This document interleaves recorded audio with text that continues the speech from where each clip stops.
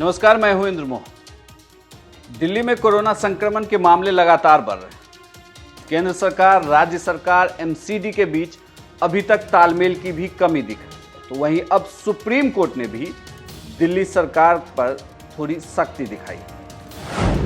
Supreme court में आज दिल्ली के हालात को लेकर सुनवाई चल रही थी। इसी दौरान सुप्रीम कोर्ट ने दिल्ली के हालात पर चिंता व्यक्त की। सुप्रीम कोर्ट ने राज्य सरकार से पूछा है कि आखिर दिल्ली में टेस्टिंग कम क्यों हो रही है। साथ ही सुप्रीम कोर्ट ने दिल्ली के अस्पतालों में शवों के रखरखाव को लेकर भी सरकार को फटकार लगाई। दिल्ली में जिस तरीके से शवों का रखरखाव किया जा रहा है वह काफी दुख देने वाला है।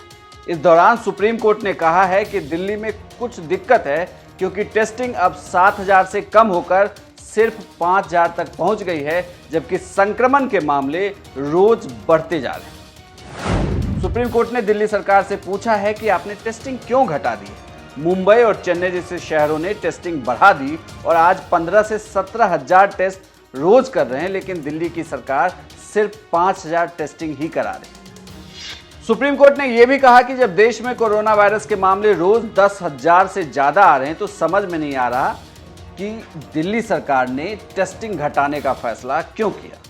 इसके साथ साथ ही सुप्रीम कोर्ट ने यह भी दिल्ली सरकार को कहा है कि शवों के रखरखाव के हालात काफी खराब हैं।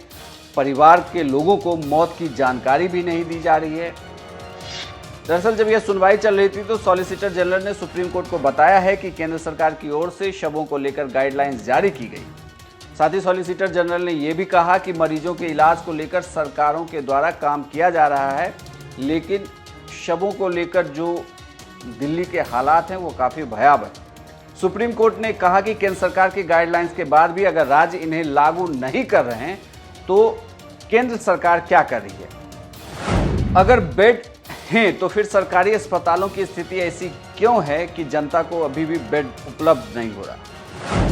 सॉलिसिटर जनरल ने सुप्रीम कोर्ट को यह भी कहा कि मीडिया रिपोर्ट्स में दिखाया जा रहा है कि शवों के साथ ही मरीजों का इलाज हो रहा है, जिसके बाद इस तरीके की खबर सामने आई और इन्हीं मीडिया रिपोर्ट्स के हवाले से सुप्रीम कोर्ट ने दिल्ली सरकार पर भी सख्ती जताई। जब सॉलिसिटर जनरल ने मीडिया रिपोर्ट्स का हवाला दिया तो इस पर दिल्ली सरकार के वकील ने कहा है कि एलजी ने इस मामले की जांच के लिए एक कमेटी बनाई है जो इस पूरे मसले को देख रही है।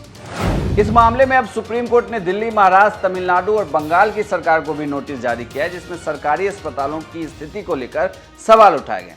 इसके अलावा कई सरकारी अस्पतालों के डायरेक्टरों को भी नोटिस जारी किया गया। सभी को मरीजों की देखभाल की जानकारी अदालत को देनी होगी।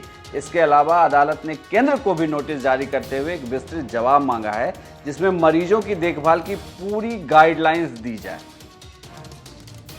आपको बता दें कि दिल्ली में कोरोना वायरस के मामलों और शवों के रखरखाव को लेकर सुप्रीम कोर्ट ने स्वतः संज्ञान लिया था, जिसके बाद जो सुप्रीम कोर्ट ने आज कहा यह दिल्ली सरकार के लिए एक बार फिर से थोड़ी मुश्किल बढ़ सकती है, क्योंकि दिल्ली सरकार को ये कहा गया है कि उन्हें बताना है कि आखिर दिल्ली में टेस्टिंग लगातार कम क्यों हो रहे हैं, जबकि राज्य में लगातार कोरोना संक्रमण के मामले बढ़ते ही जा रहे हैं।